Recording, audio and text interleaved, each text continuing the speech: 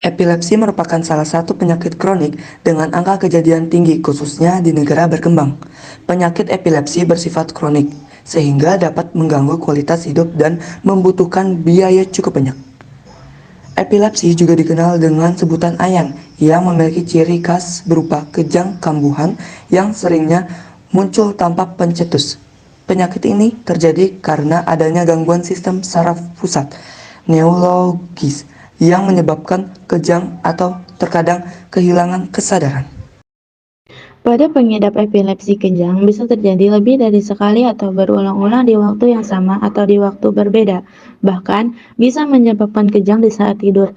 Ini terjadi karena adanya perubahan fase tubuh dari bangun tidur yang memicu aktivitas tidak normal pada otak. Penyakit epilepsi adalah penyakit yang umum terjadi dan bisa menyerang segala usia, baik itu dari bayi maupun orang dewasa. Beberapa faktor yang terpotensi meningkatkan risiko terkena epilepsi antara lain usia. Umumnya dialami oleh usia anak-anak dan lansia. Genetik, riwayat kesehatan yang dialami oleh anggota keluarga, cedera pada kepala, stroke dan penyakit vaskular, demensia, infeksi otak dan riwayat kejang di masa kecil yang disebabkan oleh demam tinggi. Pada kondisi ini, anak lebih rentan mengalami epilepsi.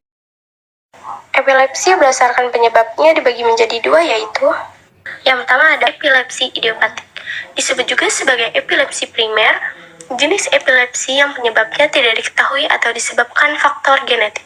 Yang kedua, epilepsi simptomatik, juga disebut sebagai epilepsi sekunder, jenis epilepsi yang penyebabnya bisa diketahui. Sejumlah faktor seperti luka berat di kepala, tumor otak, dan stroke. Kejang berulang merupakan gejala utama epilepsi. Karakteristik kejang bervariasi dan bergantung pada bagian otak yang terganggu pertama kali. Jenis kejang epilepsi dibagi menjadi dua berdasarkan pada otak, yaitu yang pertama ada kejang parsial atau vokal. Otak yang mengalami gangguan hanya sebagian saja. Kejang parsial simpel, pengidapnya tidak kehilangan kesadaran. Gejalanya dapat berupa anggota tubuh yang menyentak, sedangkan kejang parsial kompleks mempengaruhi kesadaran pengidapnya, sehingga membuatnya terlihat seperti bingung atau setengah sadar. 2. Kejang umum. Gejala ini terjadi pada sekujur tubuh dan disebabkan oleh gangguan yang berdampak kepada seluruh bagian otak. Berikut ini adalah gejala-gejala yang bisa terjadi saat seseorang terserang kejang umum. A. Mata yang terbuka saat kejang. B. Kejang tonik, tubuh yang menjadi kaku selama beberapa detik. C. Kejang atonik, yaitu otot tubuh tiba-tiba menjadi rileks sehingga pengidap bisa jatuh tanpa kendali. D. Terkadang pengidap epilepsi mengeluarkan suara-suara atau berteriak saat mengalami kejang. E. Demam tinggi, kelelahan akibat panas. F. Mengompol. G. Kesulitan bernafas untuk beberapa saat sehingga badan terlihat pucat atau bahkan membiru.